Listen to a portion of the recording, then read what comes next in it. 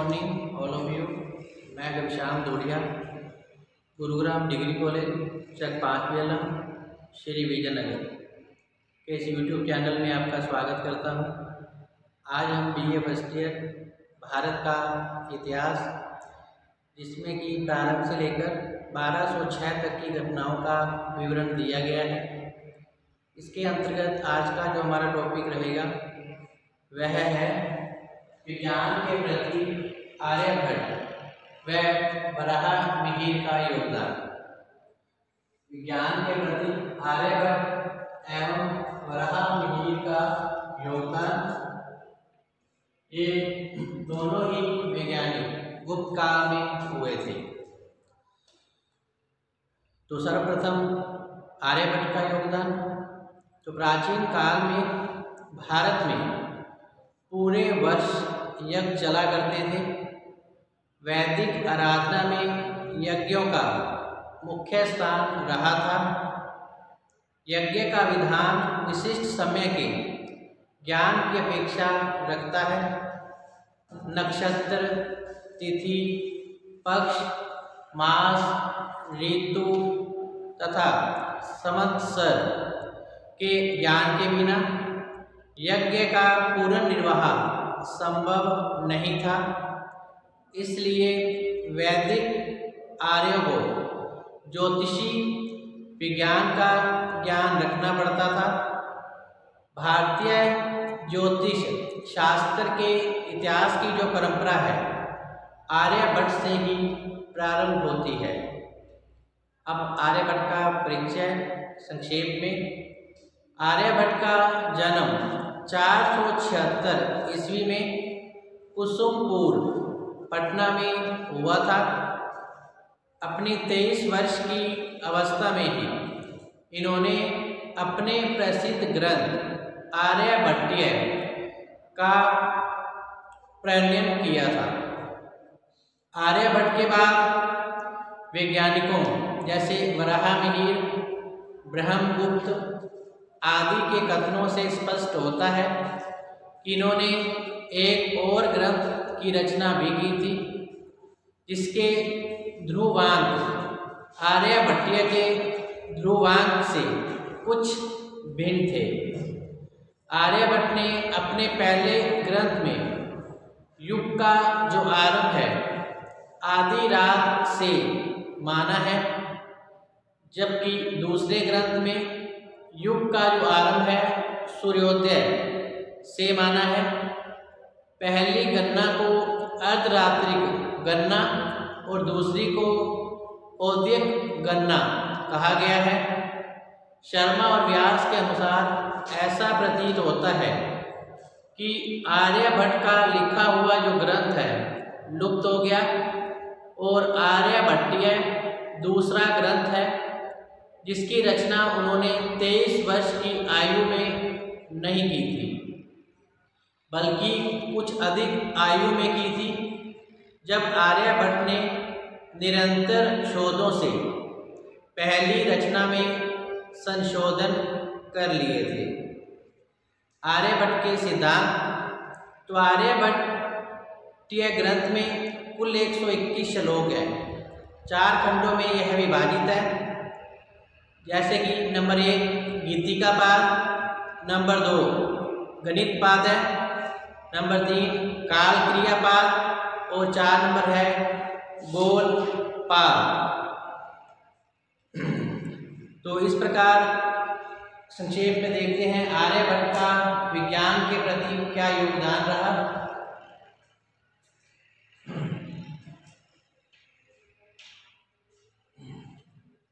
तो भारत में आर्यभट्ट प्रथम व्यक्ति हैं। भारत में आर्यभट्ट प्रथम व्यक्ति हैं जिन्होंने अपने ज्योतिषी सिद्धांत में निश्चित रूप से एक गणित के अध्याय को समाविष्ट किया था। भारत में आर्यभट्ट प्रथम व्यक्ति हैं जिन्होंने अपने ज्योतिषी सिद्धांत में निश्चित रूप से एक गणित के अध्याय को समाविष्ट किया था। इसमें अंकगणित, बीजगणित, रेखागणित के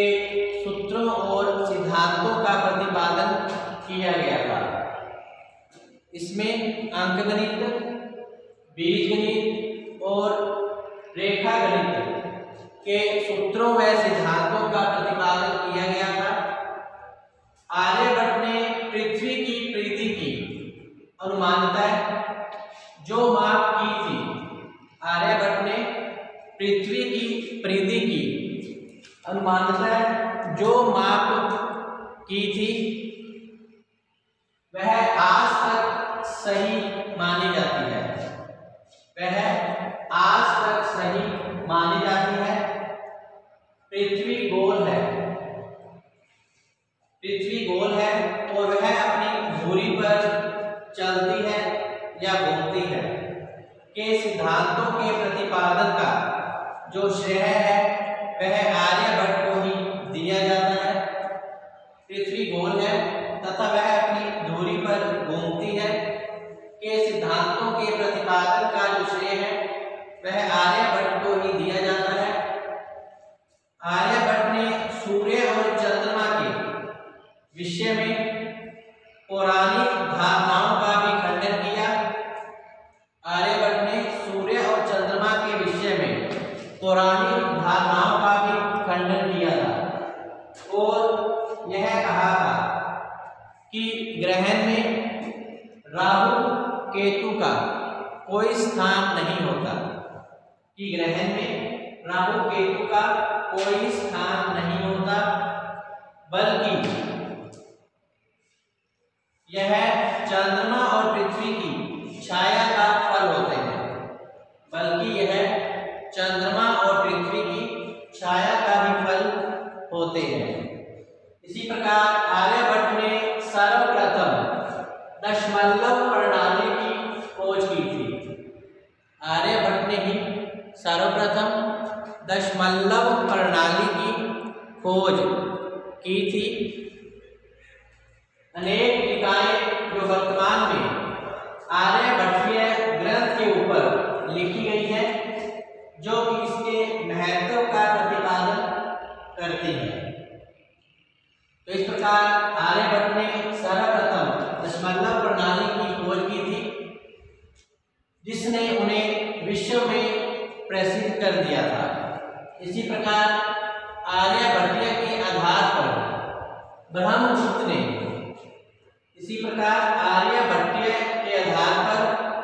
ब्रह्मगुप्त ने खंडखादक नामक एक ग्रंथ की रचना की थी। खंडखादक नामक एक ग्रंथ की रचना की थी। अनेक टीकाएं जो वर्तमान में आर्यभट्टीय ग्रंथ के ऊपर लिखी गई है जो कि इसके महत्व का प्रतिपादन करती है, इस प्रकार विज्ञान के प्रति आर्यभट्ट का विशेष योगदान रहा है।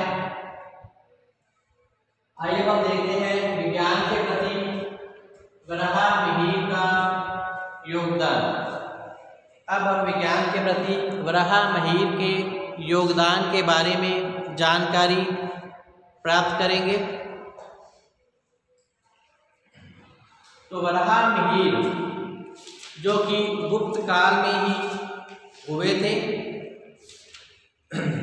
तो भारत का ज्योतिषी विज्ञान का जो इतिहास है वह काफ़ी प्राचीन है।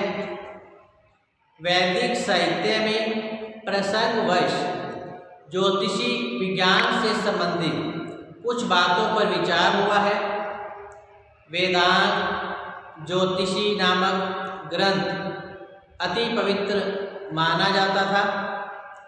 इसके बाद महाभारत में ज्योतिष विज्ञान से संबंधित अनेक बातों का वर्णन किया गया है, लेकिन स्पष्ट रूप से वेदांत ज्योतिषी ग्रंथ के बाद ज्योतिष विज्ञान की जो परंपरा है आर्यभट्ट से ही प्रारंभ हुई थी। आर्यभट्ट के बाद वराहमिहिर ज्योतिषी विज्ञान के प्रकांड विद्वान माने गए हैं। वराहमिहिर का परिचय। वराहमिहिर अवनति उज्जैनी के निवासी थे। कपित्थ्य ग्राम इसका निवास स्थान रहा था, जो कि आज उज्जैनी के पास कायथा नाम से विद्यमान है। वराहमिहिर का जो काल है 5वीं शताब्दी ईस्वी का उत्तरार्ध तथा 6ठी शताब्दी ईस्वी का पूर्वार्ध माना जाता है। इनके पिता का नाम आदित्य दास था और माता का नाम सत्यवती था। इन्होंने मुख्यतः 4 ग्रंथों की रचना की थी, जिनमें पंच सिद्धांतिका, बृहज्जातक, बृहज्जातक, 3 नंबर पे है बृहद यात्रा और 4 नंबर पर है बृहद विवाह पटल यात्रा, बृहद विवाह पटल यात्रा और 5वां था बृहद संहिता। इनमें पंच सिद्धांतिका सर्वाधिक महत्वपूर्ण ग्रंथ माना गया है। यह ग्रंथ भारतीय ज्योतिष विज्ञान के क्षेत्र में सबसे अधिक महत्वपूर्ण है। पंच सिद्धांतिका के सिद्धांत तो वराहमिहिर कृत ग्रंथ पंच सिद्धांतिका में 5 सिद्धांतों का परिचय मिलता है। यद्यपि यह ग्रंथ करण ग्रंथ का काम चलाऊ ग्रंथ कहा जाता है, तथापि इस ग्रंथ में कुछ ऐसे विषय भी हैं जिनका विस्तृत अर्थात सिद्धांतिक विवेचन किया गया है। इस ग्रंथ में जिन 5 सिद्धांतों का सारांश दिया गया है उनके नाम इस प्रकार हैं। पंच सिद्धांतिका के 5 जो ग्रंथ इसमें है, नंबर 1 है पितामह सिद्धांत। पंच सिद्धांतिका में नंबर 1 है पितामह का सिद्धांत। नंबर 2 है रोमक सिद्धांत। नंबर 3 पोलिश सिद्धांत। 4 नंबर पर है वशिष्ठ सिद्धांत और 5 नंबर पर है सूर्य सिद्धांत।